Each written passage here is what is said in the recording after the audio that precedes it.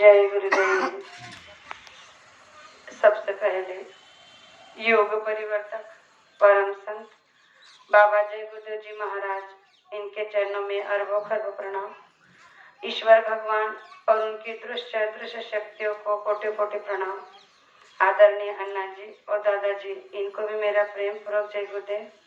साथ ही साथ प्रचार रैली में चलने वाले सभी माता पिता भाई बहनों को और दुर्खेड़ा गांव के सभी माता पिता भाई बहनों को बड़े प्रेम के साथ जय गुरुदेव।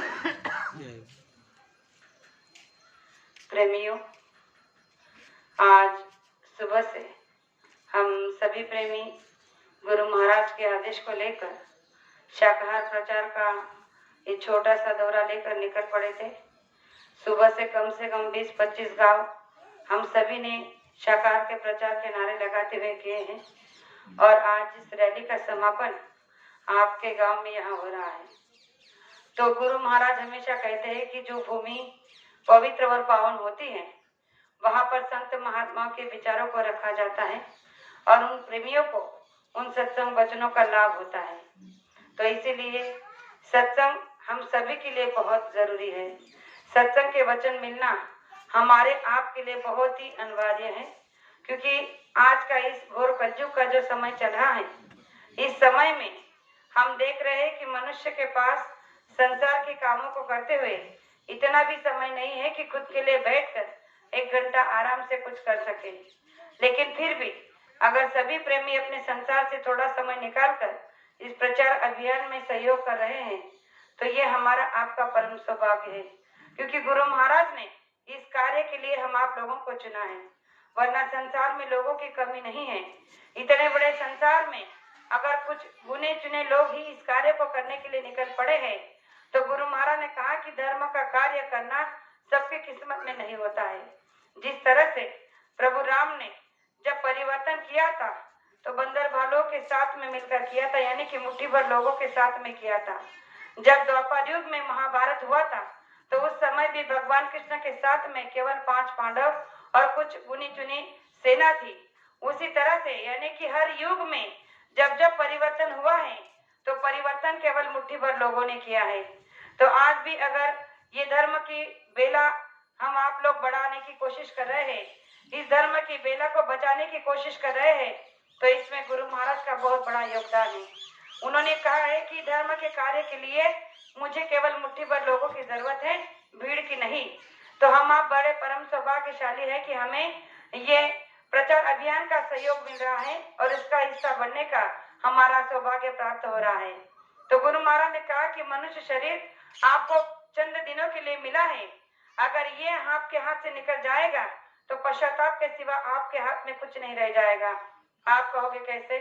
क्योंकि एक छोटा सा प्रमाण देकर गुरु महाराज ने इस बात को समझाने की कोशिश की है कि मनुष्य शरीर जो हम आप लोगों को मिला है ये भी हमारे साथ नहीं जाता। तो एक छोटा सा प्रमाण मैं आपको देना चाहती हूँ कि एक इंसान था और उस इंसान के 3 मित्र थे और तीनों मित्र 3 तरीके से थे। पहला मित्र जो था वो उसके अंग संग रहता था, वो जहां जाता वो भी वहीं जाता, वो जहां सोता वो भी वहीं सोता, जो वो जहां खाता जहां पीता वो उसी के साथ, यानी कि एक पल के लिए भी वो उससे जुदा नहीं होता था। दूसरा जो मित्र था वो कभी कभी सुबह शाम मिलने आता था, कुछ दिनों में मिलने आता था। और तीसरा जो मित्र था वो कभी मिलने नहीं आता था, लेकिन जब कभी उसे इसकी जरूरत पड़ती थी तो ये तुरंत उसके मदद के लिए दौड़ पड़ता था। तो इस तरह से उसके 3 मित्र हमेशा उसके साथ में रहते थे। एक दिन ऐसा हुआ कि उस पर किसी कारणवश मुकदमा चल गया और उसे अदालत में पेश की गई और कहा गया कि आपको अदालत में आना होगा और आपके लिए आपके साथ में आपकी तरफ से एक गवाही को लेकर आना होगा। अभी सोचने लगा कि मेरे तरफ से किसको गवाह बना कर ले जाऊं। फिर सोचा कि अरे मेरे पास इतना अच्छा मित्र है, मैं उसे ही अपने साथ में लेकर जाता हूँ। तो पहले मित्र के पास गया जो दिन रात उसके साथ रहता था। उसने उसे कहा कि देखो आज मुझे अदालत जाना है और मेरे साथ में तुम्हें मेरा गवाह बनकर आना है। तो जैसे उस मित्र ने इस बात को सुना तो उसने उससे हाथ जोड़कर कहा कि देखो मैं आज तुम्हारे साथ नहीं आ सकता, मुझे किसी कारणवश बाहर जाना है। और इसीलिए मुझे माफ करना, मैं तुम्हारे साथ नहीं आ सकता। इससे बड़ा दुख हुआ। सोचने लगा कि जो दिन रात मेरे साथ रहता था, एक पल के लिए भी मुझसे जुदा नहीं होता था, आज जब मुझे इसकी जरूरत है तो इसने मुझे मदद करने से मना कर दिया। फिर सोचने लगा कि चलो कोई बात नहीं, दूसरे मित्र से मदद लेता हूँ। जब दूसरे मित्र के पास गया, उससे भी वही सब कहानी बताई, तो उसने कहा कि देखो, मैं तुम्हारे साथ तो चलूंगा, लेकिन अदालत तक, यानी कि अदालत के बाहर तक चलूंगा, मैं अंदर नहीं आऊंगा। अगर तुम चाहते हो कि मैं अदालत के बाहर तक तुम्हारे साथ में चलूं, तो मैं चलने के लिए तैयार हूँ। तो उस मित्र ने उस मित्र से कहा कि अरे, अदालत तक तो मैं भी चला जाऊंगा, मुझे अंदर जरूरत है गवाही की, और तुम अगर मेरा गवाह नहीं बनोगे तो अदालत के बाहर तक आने का क्या मतलब है। और इस तरह से उस मित्र ने भी उसका साथ नहीं दिया। अब बारी थी तीसरे मित्र की, जो कभी उसे मिलता नहीं था, लेकिन जब जब भी उसे उसकी जरूरत होती थी तो उसकी जरूरत को पूरा करता था। लेकिन ये सोचने लगा, जो कभी मुझे मिलता नहीं, जिसके पास मैं कभी जाता नहीं, वो मेरी मदद क्या करेगा। लेकिन सोचने लगा कि आज मुझे जरूरत है किसी गवाह की, और इससे अच्छा मुझे कोई गवाह नहीं मिल सकता। तो तीसरे मित्र के पास जब गया और उसे कहने लगा कि देखो, आज मैं एक मुसीबत में फंस चुका हूँ और मुझे अदालत जाना है, क्या तुम मेरे लिए गवाह बनोगे। जैसे ही उसने कहा तो उसने उसे तुरंत जवाब दिया कि हाँ, क्यों नहीं, चलो, कहाँ चलना है, मैं तुम्हारे साथ चलने के लिए तैयार हूँ। और इस तरह से जब वो दोनों अदालत तक पहुंचे तो वो गवाह बनकर उसके साथ तैयार हो गया। इस दृष्टांत को गुरु महाराज ने समझाते हुए हम आपके लिए एक प्रमाण रखा है कि वो इंसान हर कोई एक नहीं, बल्कि हम में से सभी हैं। हम एक वो हैं जो हमारे ये तीन मित्र हमेशा हमारे साथ रहते हैं। आप कहोगे कैसे। पहला मित्र है हमारा शरीर, जो हमारे एक पल के लिए भी हमसे दूर नहीं होता। हम जहाँ जाते हैं हमारे साथ जाता है, हम जो करते हैं हमारे कार्य में सहयोग करता है, यानी कि एक पल के लिए भी हमारा साथ न छोड़ने वाला हमारा शरीर जब इस संसार से जाने लगता है तो हमें वहीं पर छोड़ देता है, यानी कि हमारा समय जब पूरा हो जाता है तो वही अपनी जीवन में निकलकर शरीर को छोड़ देता है। तो गुरु महाराज ने कहा कि वो पहला मित्र वो है जिसने साथ तो दिया, लेकिन कब तक, जब तक उसकी जरूरत थी। दूसरा मित्र बताया है कि जो दूसरा मित्र का कहने लगा कि मैं केवल अदालत के बाहर तक आऊंगा, वो है हमारे सगे संबंधी, माता पिता, भाई बहन, जिससे भी हमने संसार में रिश्ता जोड़ा है, वो हमारे केवल मरघट तक आते हैं। आज तक कभी आपने किसी को देखा है कि भले ही कितना भी अधिक रिश्ता क्यों ना हो, चाहे पति पत्नी का हो, माँ बेटे का हो, भाई भाई का हो, पिता पुत्र का हो, या फिर किसी गुरु शिष्य का हो, लेकिन आज तक भले ही गुरु शिष्य के लिए कुछ भी कर जाते हैं, लेकिन शिष्य ने अपने गुरु के लिए जान नहीं दी। तो गुरु महाराज ने कहा कि संसार का हर एक रिश्ता भी स्वार्थ से भरा है, और इसी तरह से ये रिश्ता केवल मरघट तक आपके संग में चलता है, आगे तक नहीं।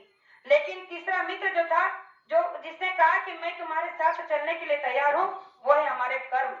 तो गुरु महाराज ने कहा कि जो कर्म आप करोगे वो ही आपके साथ में जाएंगे, फिर चाहे आप अच्छे कर्म करो या बुरे कर्म, साथ में करना कर्म हमें है, लेकिन भुगतान के लिए कर्म हमारे साथ चलेंगे, जो कभी हमसे छिपते नहीं। इसीलिए तो गीता में प्रमाण लिखा है कि कर्म प्रधान विश्व रचि राखा, जो जस कर्म करी तस फल चाखा। प्रेमियों, गुरु महाराज ने कहा कि आप संसार में किसी से मत डरो, लेकिन कम से कम अपने कर्मों से तो डरो, क्योंकि कर्म ही एक ऐसे अपने भाई है जो आपकी धर्मराय के दरबार में पढ़ी जाएगी, और उसमें से आपके जीवन भर का हर एक पल का वहां नोट किया होगा।